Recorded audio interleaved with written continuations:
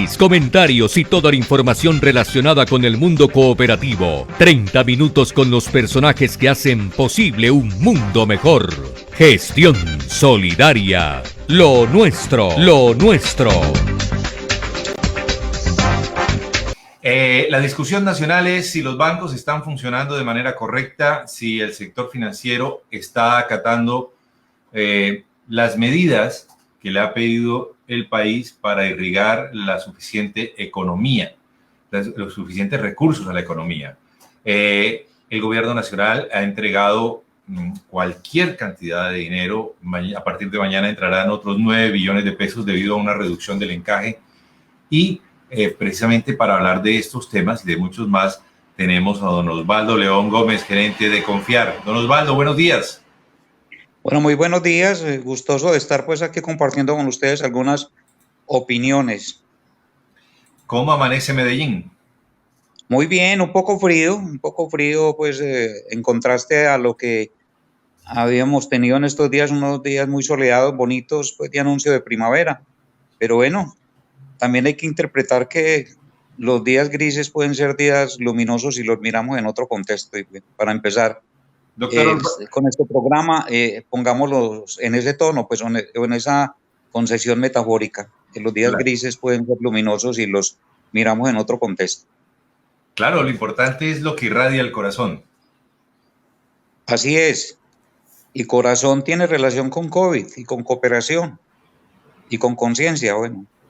Muy bien. Don Osvaldo, el gobierno ha dicho que hay muchos recursos, 140 decretos, una cantidad de decretos que no se los lee, sino el más juicioso de los filósofos enclaustrado.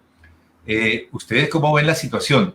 Si hay suficiente recurso para entregarle a la gente, ¿ustedes ven que los bancos se han comportado de una manera, entre comillas, un poco mal, mezquina con los asociados, con los clientes, mientras que el sector solidario, antes de que salieran los decretos, fue entregando de una vez lo que tenía en caja?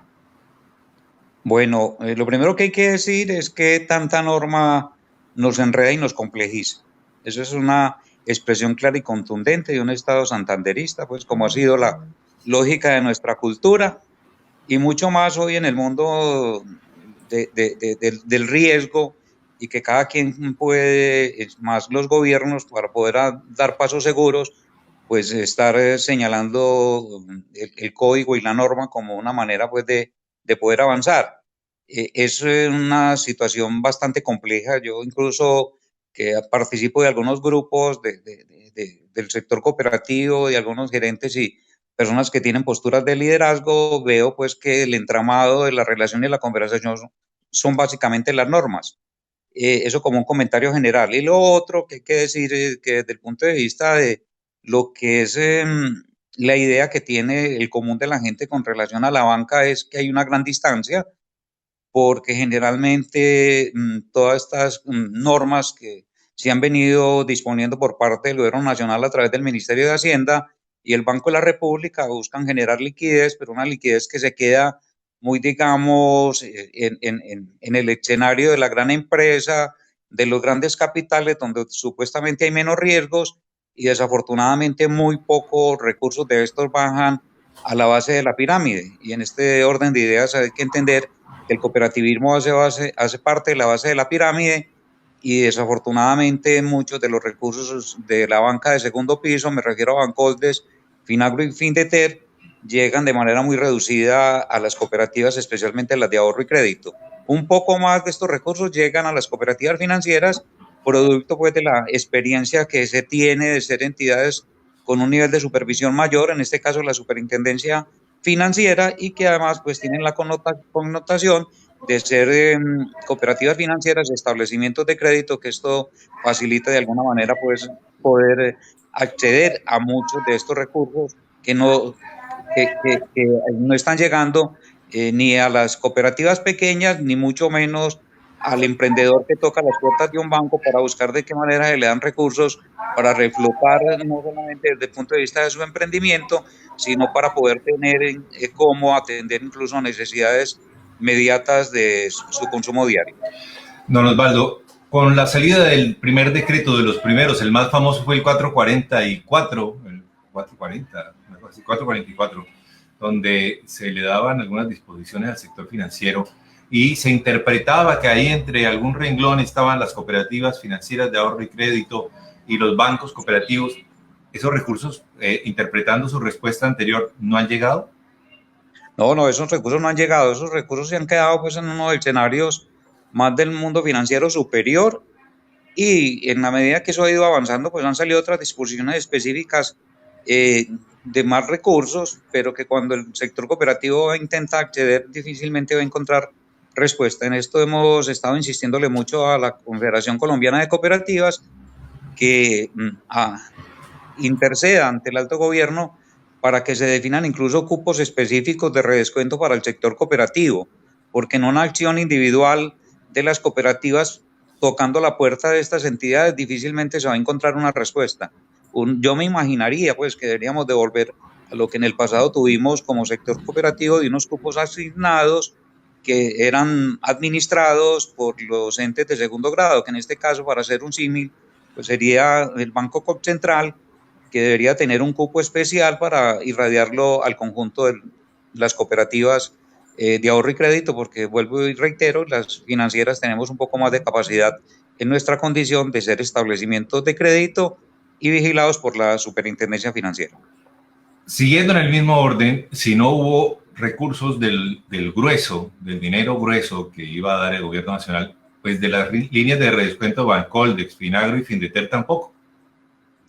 Sí, no, en eso muy poco acceso a esas posibilidades, que básicamente en el caso de las cooperativas es acceso a Bancoldex, porque muy poco utilizamos, por ejemplo, el caso de Findeter, que son recursos más para temas de vivienda, que en el caso de Confiar, pues sí tengo que decir que tenemos esa posibilidad, porque hace unos 10 años Confiar viene interviniendo de manera muy importante en los temas de vivienda, y eso nos ha servido para tener un cupo con Findeter de unos 50.000 millones de pesos, que en gran medida también lo tenemos utilizado porque hemos venido apalancando de manera muy importante el destino de cierre financiero para compra de vivienda, que en el caso de Confiar tenemos una cartera ya superior a 280.000 millones de pesos.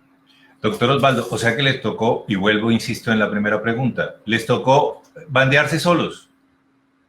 No, esa es la condición en la que hoy tenemos el conjunto de las cooperativas, pero con una condición muy especial que yo sí quiero recalcarla.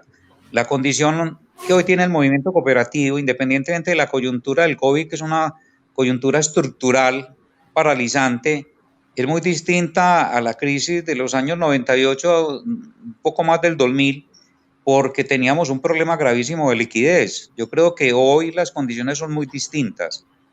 Tenemos, para que hablemos de situaciones importantes y fundantes, hoy las cooperativas, por las normas y por todo lo que ha sido la construcción de buenas prácticas, tenemos calificación y clasificación de la cartera. Eso es muy importante porque es el activo más grande que tienen las cooperativas, y en concordancia con la clasificación y la calificación hay provisiones, pero además hemos aprendido también de lecciones, y hoy los fondos de liquidez, en el caso de las cooperativas de ahorro y crédito, están debidamente constituidos, y de igual manera también el de las cooperativas financieras que hacemos encaje. Entonces todo este engranaje del círculo virtuoso pues tiene hoy a las cooperativas en una muy buena condición desde el punto de vista de la liquidez en general. Y adicionalmente también hay que reconocer una cosa: yo estoy absolutamente sorprendido de ver que los retiros de los asociados a las cooperativas en materia de sus ahorros han tenido bajos retiros. Yo les voy a poner un ejemplo muy concreto, que es el de la entidad donde yo trabajo. Nosotros al corte del mes de marzo teníamos captaciones por 780.000 millones de pesos. Esa es una suma bastante importante. Y en lo que va corrido a la fecha, al día de ayer, 20 de abril, solo habíamos tenido disminución de las captaciones, algo así por 8.000 millones de pesos. Estoy hablando porcentualmente de un poco más del 1%. Eso da una prueba contundente de que hay una razonabilidad y un entendimiento por parte de los asociados y ahorradores de la cooperativa, de entender que no son tiempos para gastar. Esto tiene mucha coincidencia con lo que nosotros a lo largo del tiempo hemos insistido tanto en Confiar: ahorrar con paciencia y gastar con parsimonia. Y parece que esa práctica, por lo que yo he hablado con otros gerentes de las cooperativas, hoy es una condición muy importante para la estabilidad que tienen los ahorros en la mayoría de las cooperativas. Estamos hablando pues que estamos en una situación complicada, pero que hoy estamos en muchas condiciones diferenciadas y por fortuna mejor a las que tuvimos en la crisis del año 98, vuelvo a insistir. Don Osvaldo, leyendo un informe financiero de hace algunos días, las cooperativas tienen provisionado 1 peso con 41 centavos por cada peso prestado. ¿Estoy interpretándolo bien? Hay una gran reserva que garantiza los créditos de las cooperativas y esto permitió de alguna manera abrir los rotativos, los créditos rotativos durante esta primera etapa. Bueno, esa observación es muy importante. Cuando la crisis, las cooperativas no alcanzábamos siquiera a tener 1 peso por cada riesgo en mora o de caer en una situación incluso muchas veces de no recuperación posible. Entonces hoy, al cabo del tiempo en todos estos años y por todas las diferentes normas que han venido saliendo y que hemos venido incorporando y entendiendo de que los créditos tienen riesgo, yo suelo decir de que el crédito o el manejo de la cartera de crédito es como el de una carpintería. No hay carpintería donde no salga serrín, y así por más que tengamos sistemas de crédito o de riesgo mejor, muy juiciosos, muy bien confeccionados, vamos a tener problemas de mora. Pero como usted lo decía, hoy tenemos unos indicadores de coberturas del 140%, que es una cifra extraordinaria para asumir los riesgos de lo que pueda pasar con la cartera después de salir de esta situación tan complicada, que muy seguramente hoy no vemos el problema reflejado en la mora por la aplicación de los alivios, pero que cuando termine el COVID y se vuelva a reactivar la obligatoriedad de los pagos, posiblemente vamos a tener muchos créditos irrecuperables. Y lo otro, pues, que tiene que ver con la pregunta suya, pues claro, en la medida en que tengamos provisiones, esto está también relacionado con mejores modelos de originación de crédito. Y lo otro, esto es que hemos construido a lo largo de todos estos años una relación muy importante de confianza con nuestros asociados. Yo cada que puedo insisto en lo siguiente: no es lo mismo bancarizar que cooperativizar. La relación de un banco con una persona está muy en el término de tratarlo como cliente. La relación de una persona con su cooperativa no es un tratamiento de cliente, sino de asociado, de compartir el riesgo, de compartir la solidaridad, y esto construye muchísima confianza. A propósito del gran activo que tenemos las cooperativas, de una relación estructurada en la confianza y en aplicación de los principios y valores cooperativos. A propósito de que cuál es el modelo de contingencia que las cooperativas debemos de tener para enfrentarnos a estas situaciones tan complejas. Y yo siempre he dicho todo depende y nos dará una gran fortaleza para enfrentar situaciones como estas, de la confianza que hayamos construido con nuestros asociados y en el caso de las financieras también con los ahorradores, y una práctica de arraigo y de raíz desde el punto de vista de la promoción de los principios y valores cooperativos. Estamos hablando con don Osvaldo León Gómez, el gerente de la cooperativa Antioqueña Confiar, una de las cooperativas más grandes de ahorro y crédito del país. Y queríamos preguntarle, don Osvaldo, esto va a pasar tarde o temprano. Y hay mucho temor por la pérdida de muchos empleos. Y buena parte de esa cartera cooperativa, casi que el 57%, depende de la libranza. Para el resto del sector, ¿ustedes temen que ahí sí se empiece a colgar un poquito la cartera?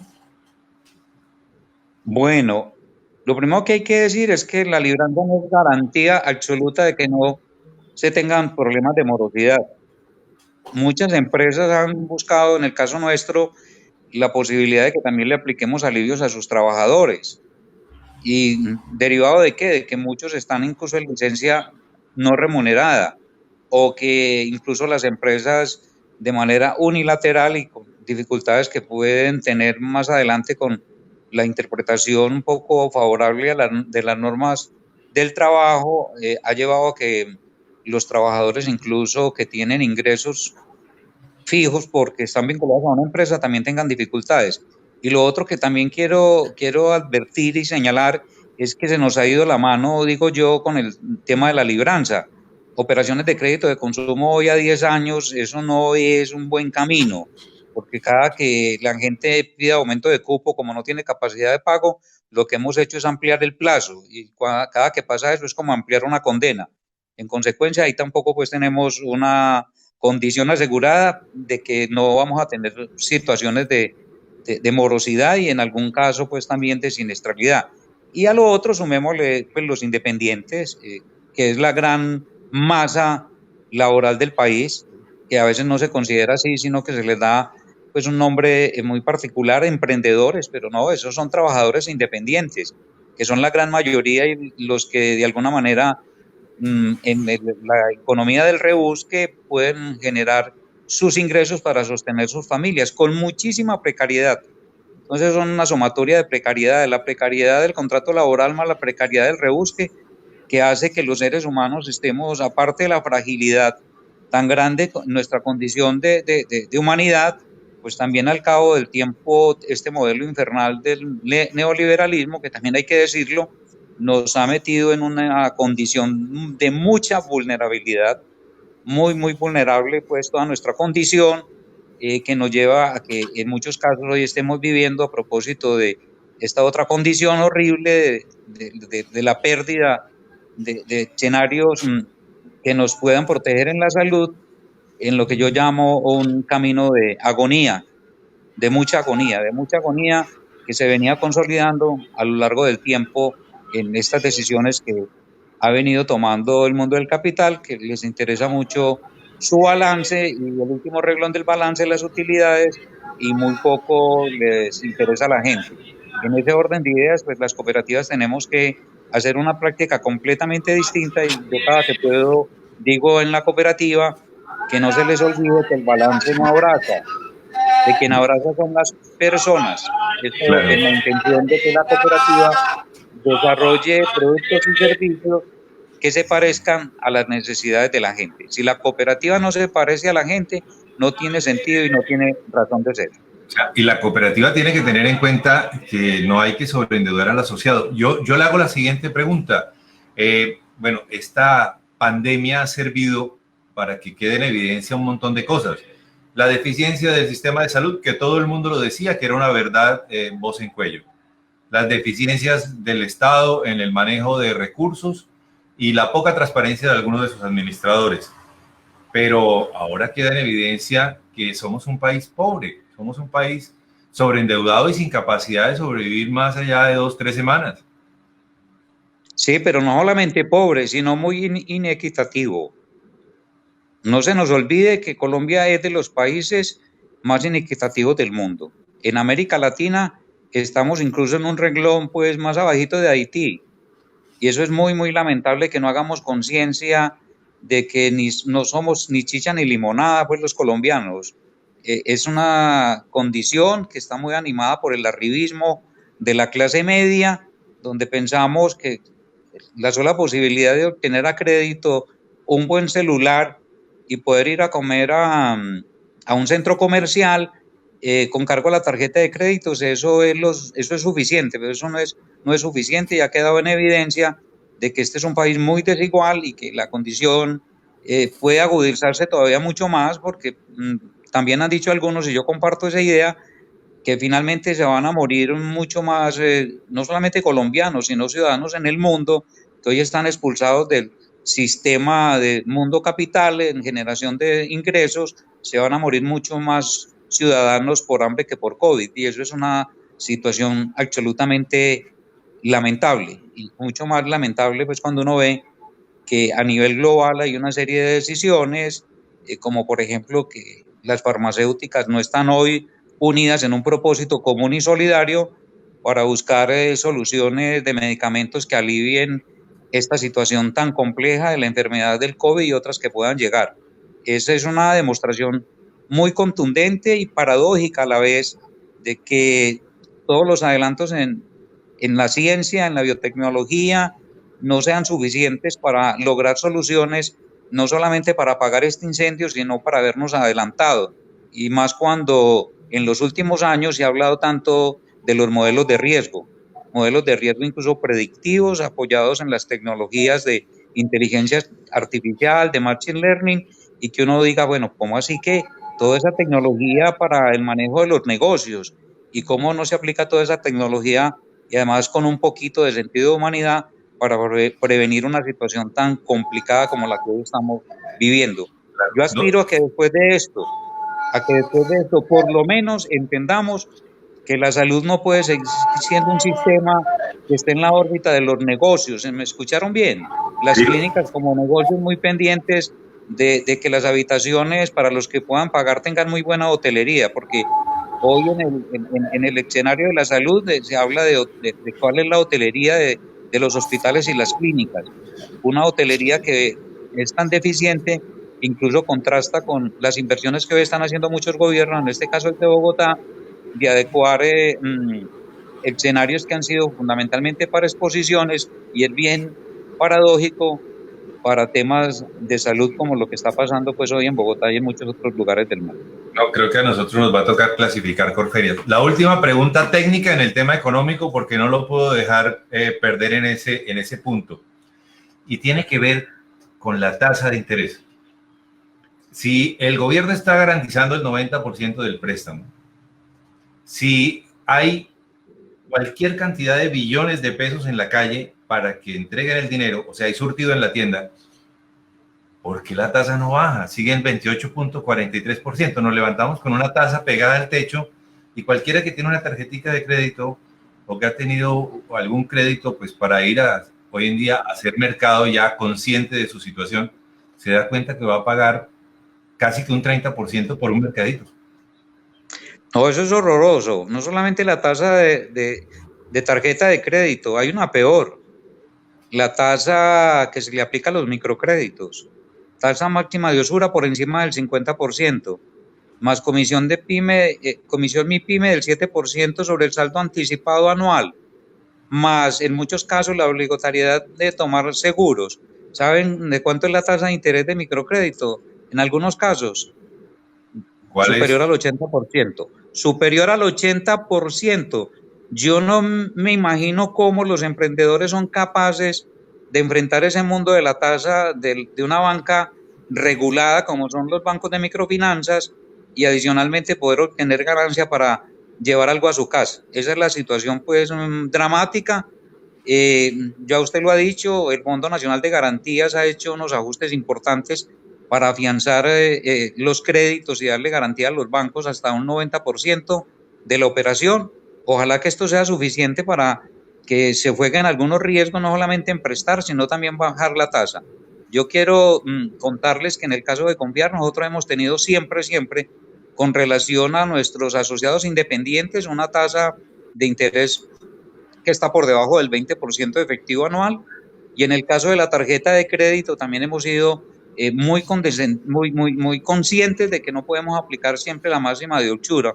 Hoy, por ejemplo, todos nuestros tarjetavientes en Confiar tienen la opción, que son más de 40.000, de reprogramar sus pagos de la tarjeta de crédito, reduciendo incluso la tasa de interés al 1.5.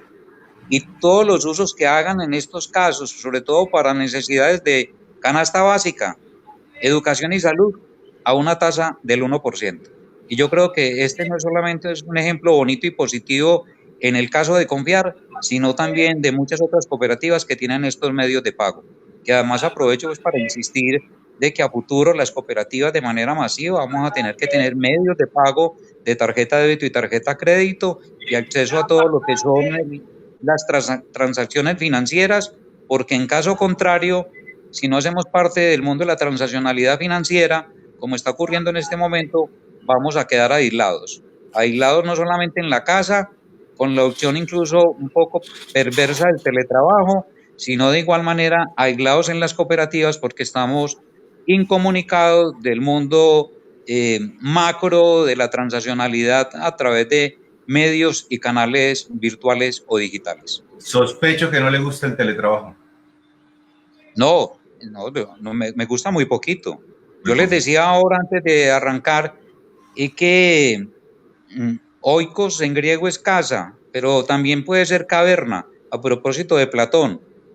No se nos olvide una cosa, que las mujeres empezaron a tener una vida importante cuando salieron de las cuatro paredes de la casa, cuando pudieron ir a estudiar, cuando pudieron ir a trabajar, cuando pudieron estar en los escenarios de lo público, y se me ocurre que esta situación, independientemente de que nos tengamos que cuidar, si nos descuidamos nos puede meter a todos de conjunto en la casa y será una situación bastante angustiante, bastante difícil y complicado, además para nuestras mujeres, porque esta sigue siendo una sociedad fundamentalmente machista, muy, muy, muy machista. A ver, don Osvaldo, ahora mirémonos el ombligo. No todas las cooperativas, y esta pregunta confieso que me la han soplado por el interno, no todas las cooperativas son del mismo tamaño, hay unas que son más grandes, otras más pequeñas, y la complemento con una segunda pregunta. ¿Se le está dando el mismo tratamiento a todas las cooperativas o están beneficiando a las grandes, las pequeñas se están rezagando? Y entre ellas mismas, entre ustedes, cooperativas grandes y pequeñas, ¿ha habido colaboración? ¿El sexto principio? En el caso particular de nuestra cooperativa, nosotros tenemos una relación muy importante, óigase bien, muy importante con muchas otras cooperativas de menor tamaño, que no solamente les damos apoyo desde el punto de vista de recursos económicos, sino también de asesoría y acompañamiento, pero igual también de confiar, hace parte un círculo muy importante de organizaciones sociales, ONGs, entidades del sector cultural, que con ellas hemos construido una juntanza maravillosa, absolutamente maravillosa, que nos da muchas fortalezas y posibilidades de enfrentarnos a esta situación. Hoy incluso estamos impulsando una actividad muy importante a través de redes sociales con el conjunto de muchas organizaciones que llama numeral Cuando esto acabe, a propósito de generar una gran conversación que nos permita vislumbrar cómo el sector cooperativo tiene una inmensa oportunidad, Yo creo que hoy tenemos una gran tarima servida para mostrar que es a través del camino de la cooperación y de un liderazgo de parte nuestra que nos muestre que eso es mucho mejor que los liderazgos del mundo del capital, que lo que están buscando es despedazarse, hacer de la economía una situación cada vez más grave, más difícil, como lo que sucedió en el día de ayer, que se emitió información de que un barril de petróleo en muchos casos estaba costando menos de cero, porque la gran producción mundial en este momento está ocasionando que no hay manera incluso de cómo tener bodegas disponibles para almacenar petróleo. En este caso, casi que los productores tienen que pagar sumas para que les guarden el petróleo. Este es un mundo muy contradictorio, muy paradójico, pero que ojalá estos momentos también nos ayuden a entender de que juntos rinde más y es mejor, pero también yo aprovecho para insistirle mucho a la dirigencia cooperativa. Hay que salir de las cuatro paredes de las cooperativas, hay que entender que por fuera de las cooperativas también hay vida, y hay un mercado que tiene también muchos riesgos. No les digo que copien las estrategias del mercado, pero que lo entiendan y lo interpreten para que de esa manera podamos transitar de manera colectiva e integrados proyectos que nos permitan enfrentarnos a este gran dragón, sí, que no creo pues que va a dejar de botar llamaradas para seguirse aclimatando y aprovechar condiciones como estas en determinado momento nos pueden tener en una condición de mucho más debilidad. Puntos rinde más y es mejor, insistiría. Puntos es mejor y rinde más. Le voy a hacer 3 preguntas para cerrar, porque me tocaría tenerlo toda la mañana para poder explorar todo ese mundo de ideas que usted tiene, pero quiero hacerle 3 preguntas rápidas. Usted que ha estado encerrado en la casa durante estos días y que además se caracteriza su cooperativa por vender vivienda, ¿nos estamos equivocando en el tipo de vivienda que estamos haciendo? Claro, pues es que lo que pasa es que hay que tener en cuenta lo siguiente. Nosotros tenemos un imaginario de vivienda cuando estos eran países poco poblados. Y además en un hogar eran 8 hijos, el papá y la mamá y unos primos. Y eso obligaba pues que tuviéramos espacios mucho más grandes. Hoy las familias han cambiado de manera notable. Hay familias unipersonales, ¿me escucharon? Sí, aquí estamos. Con el caso de una pareja, es la pareja y un hijo. Entonces no es lo mismo una vivienda 200 metros a 10 personas. Hagan la división. Hagan la división de cuántos metros nos tocaba. Y además, es muchas veces sin unidad sanitaria, porque el baño era en el solar y era una tenor. Hoy tenemos viviendas, pues voy a poner incluso ejemplos concretos, de 40 metros cuadrados que decimos que qué exageración, por Dios, en miniatura, 40 metros, pero son 2 personas. O vive una persona sola. O sea que eso tiene mucha discusión. Y además también hay que decir, hoy tenemos en muchos casos, cuando se construye vivienda, la opción de un hábitat grato desde el punto de vista de que hay zonas verdes, de que hay zonas de juego. Entonces, esta es una combinación que habría que tener mucho más tiempo para explicarla. Se va a caer la venta, don Osvaldo, se va a caer la venta de vivienda este año. Se va a caer mucho, porque muchas familias, sobre todo en el sector de la vivienda de interés social, muchas familias van a tener dificultades para terminar de pagar la cuota inicial. Muchas familias, y se los digo yo por la experiencia en Confiar, que los hemos estado llamando en estos días que volvieron a reabrir las notarías para hacer ya procesos de cierre con escrituración. Muchas familias no tienen incluso los recursos para pagar las escrituras.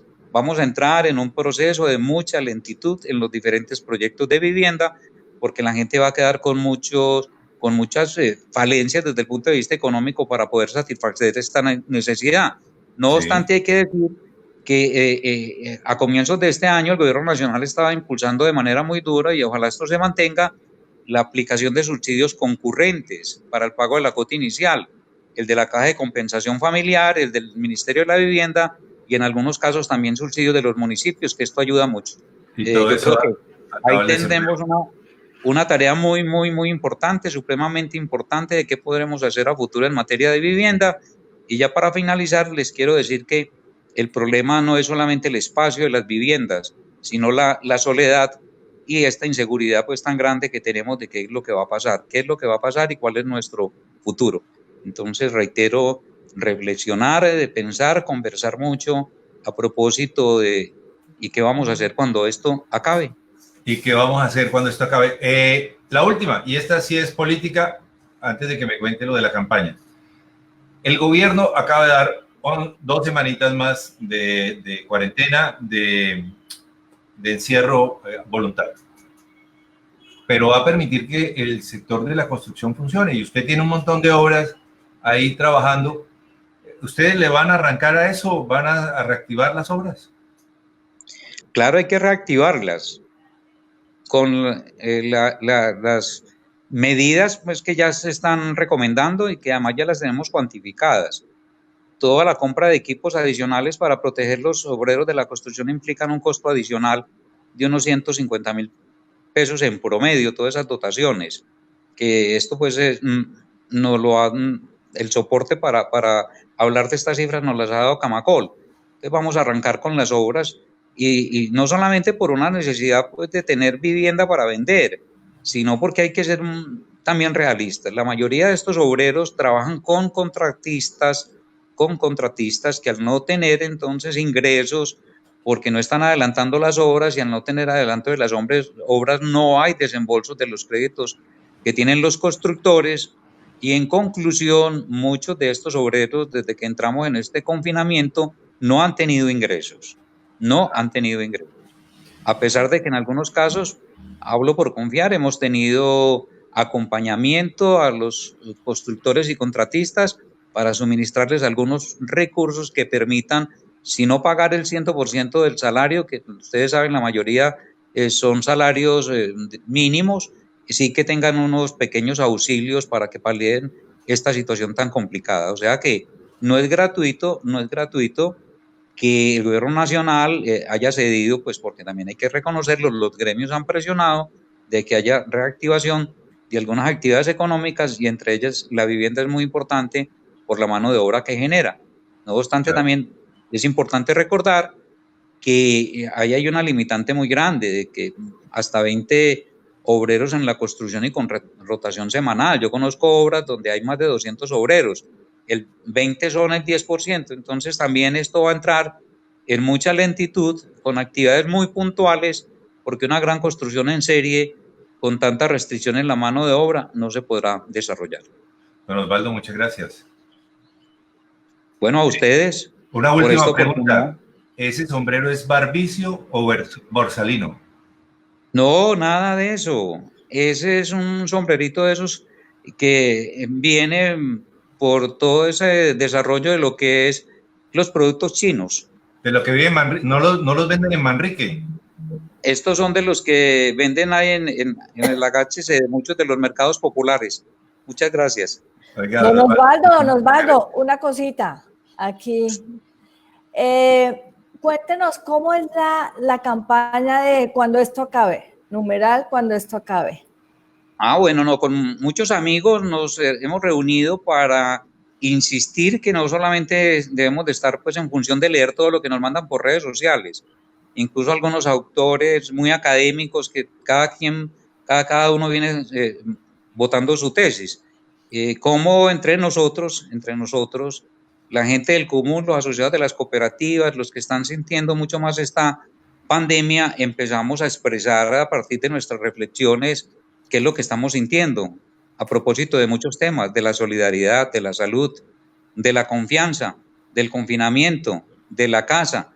Y estamos promoviendo esta gran conversación que nos permita mover mucho la intención de los valores de la cooperación y la solidaridad, no como un asunto de una campaña específica de la marca Confiar, sino como un proyecto, como algo que alimente un proyecto muy interesante, que es el construir escenarios colectivos donde la juntanza, ¿me escuchan bien? La juntanza, sí. La juntanza, porque estamos en un riesgo de desjuntanza.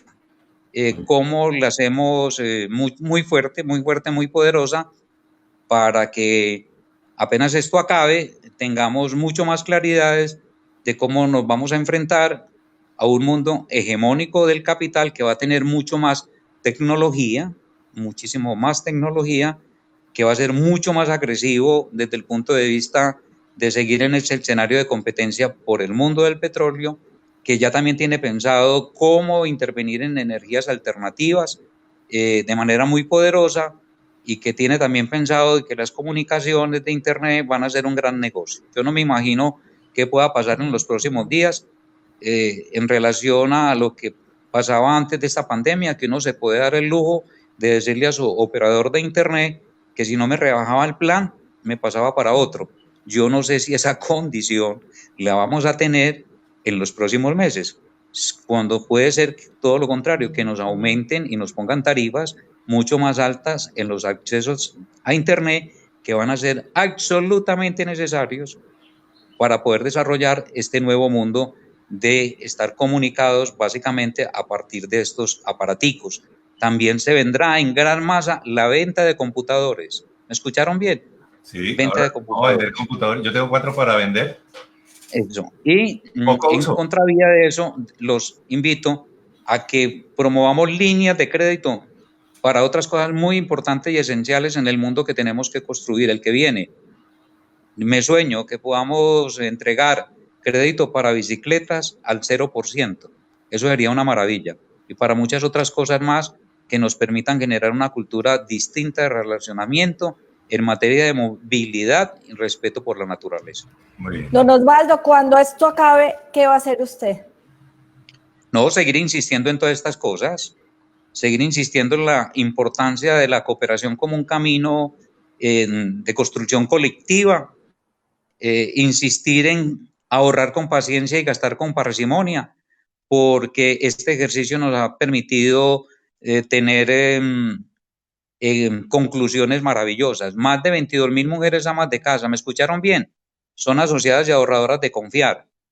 Tienen más de 80.000 millones de pesos en ahorros, de los cuales de los 80.000, 5.000 millones de pesos son aportes sociales, y solamente tienen créditos con la cooperativa por 4.000 millones de pesos.